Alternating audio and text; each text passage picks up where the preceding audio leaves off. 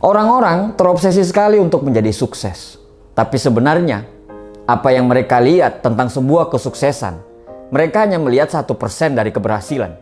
Tapi mereka tidak pernah melihat 99% apa yang dibalik keberhasilan tersebut.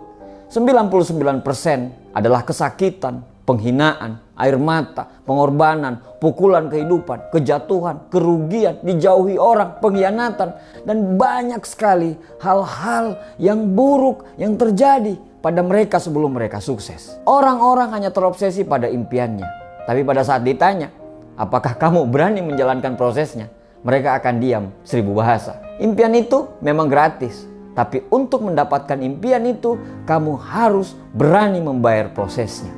Tidak ada kemenangan tanpa pengorbanan. Tidak ada kesuksesan tanpa sebuah proses yang panjang. Proses itu mahal. Proses yang harus kamu lalui hari per hari, minggu per minggu, bulan per bulan. Bahkan kamu harus melalui proses itu bertahun-tahun. Proses yang tidak pernah tampak oleh orang-orang. Proses yang kamu lalui dari bangun tidur hingga tidur lagi. Proses yang tidak tampak untuk saat sekarang, tapi sangat berdampak untuk tahun-tahun yang akan datang. Muhammad Ali pernah berkata, "Aku sangat membenci tiap menit dalam latihan. Tapi aku selalu berkata, jangan berhenti menderita sekarang dan jalani sisa hidupmu sebagai seorang juara." Para juara fokus pada kemenangan. Para pecundang hanya fokus terhadap para juara.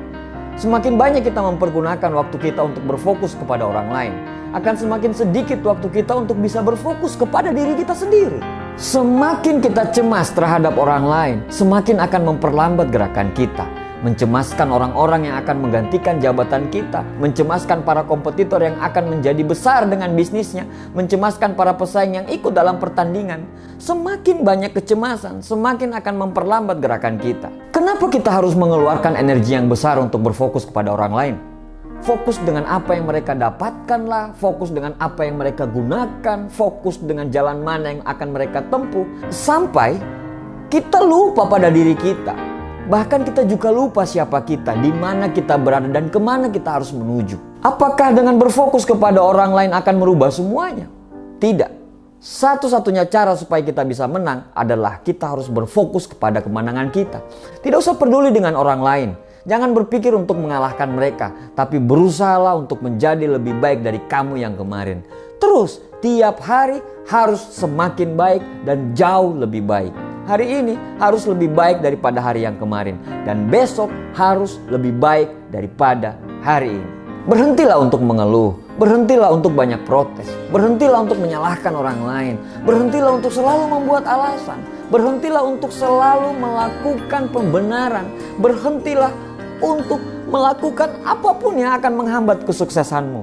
Dan mulailah untuk memantaskan diri. Beranilah untuk mengambil tanggung jawab. Jangan lari dari tanggung jawab itu. Bersiaplah untuk selalu terbentur. Anda terbentur lagi, selalu terbentur. Tapi pada akhirnya Anda akan terbentuk. Sukses itu bukan kebetulan. Kemenangan bukan kecelakaan. Sukses itu persiapan yang matang. Sukses itu kerja keras. Sukses itu doa. Sukses itu disiplin yang tinggi. Sukses itu konsistensi. Sukses itu perencanaan. Sukses itu mau belajar. Sukses itu pengorbanan, air mata, keringat, investasi, kerugian, kegagalan demi kegagalan. Yang pasti, jalan menuju sukses itu akan sangat terjal. Dan jalan itu hanya mau ditempuh oleh para pemenang. Dan jalan itu bukan untuk para pecundang. Pertanyaannya, kamu mau pilih menjadi pemenang atau kamu mau pilih jadi pecundang? Para pemenang bukan orang yang tidak pernah salah dan gagal. Tapi para pemenang adalah orang yang alergi mendengarkan kata menyerah.